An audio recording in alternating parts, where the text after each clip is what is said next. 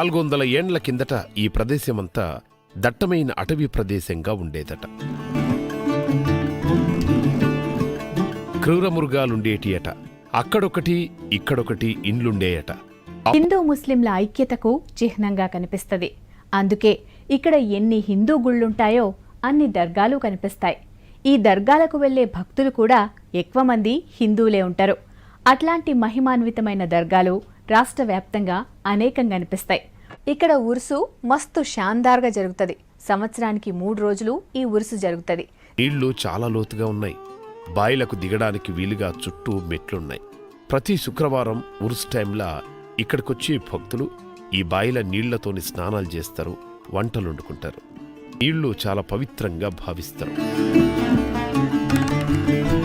అంతేకాదు ఈ నీటి వాడకం వల్ల శారీరక మానసిక రుగ్మతులు పోతాయని భక్తుల నమ్మకం. అందుకు మెల్కలు తిరిగిన పాములెక్కున్న మెట్లదారెంబడి గుట్ట మీదికి ఎక్కాలే. గంటసేపన్న పడుతుంది. పెద్దోళ్ళు, పిలగాండ్లు, ముసలోళ్ళు, రకరకాల మనుషులు అల్పు లేకుండా ఎంత బాగా ఎక్కుతుండ్రో చూడుండ్రి. మెట్లకు 2 దిక్కులా గట్టించిన చిన్న ప్రహరీ మధ్యలో అలసిపోతే కొంచెం సేపు కూర్చొని ముందుకు పోవచ్చు.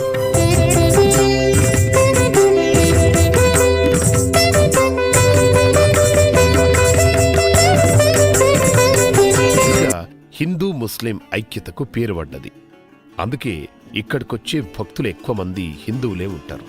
తమ పిల్లలకు ఈయన పేరు పెట్టుకుంటారు.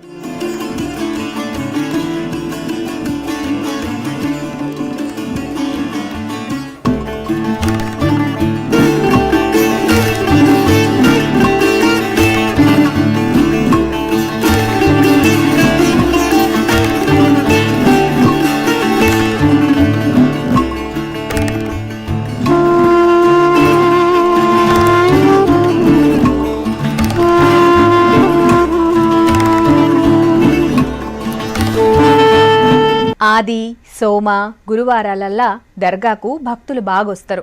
మొక్కులు చెల్లించుకుంటారు, మొక్కులు మొక్కుకుంటారు, ముడుపులు గడతారు, మలీదలు సమర్పిస్తారు, కందాలు చేస్తారు.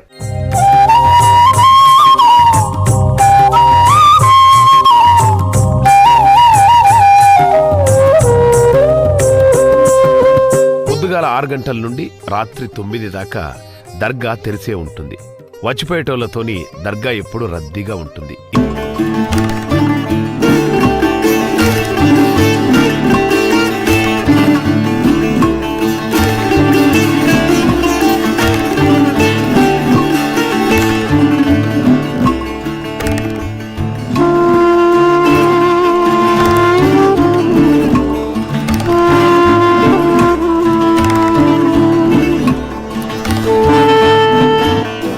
ఇట్లా వండిన దాన్ని 3 ఇస్తరాకులలో పెట్టి దర్గా దగ్గర షావే హాజేస్తారు. మిగిలిన ప్రసాదాన్ని చుట్టాలకు, దోస్తులకు పంచుతారు. దీన్ని చాలా పవిత్రంగా భావిస్తారు. అంతేకాదు ఇక్కడ మొక్కే మొక్కుల్లో ఎక్కువ సంతాన ప్రాప్తి కోసం మొక్కిన మొక్కులే ఉంటాయి. వంగ జరుగుతాయి.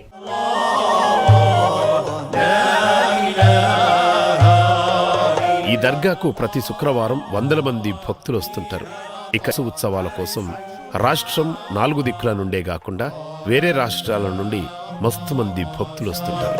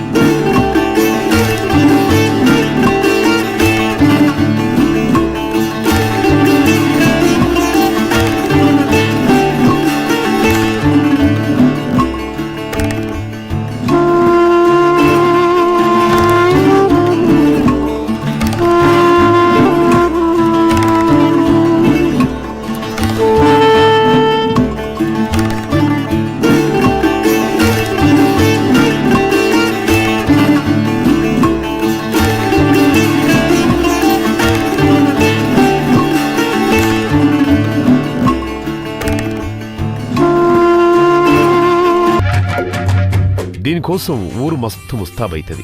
పూల దుకాణాలు, బొమ్మలు, తీపి పదార్థాల అంగాళ్లతోని అందంగా ముస్తాబైతది.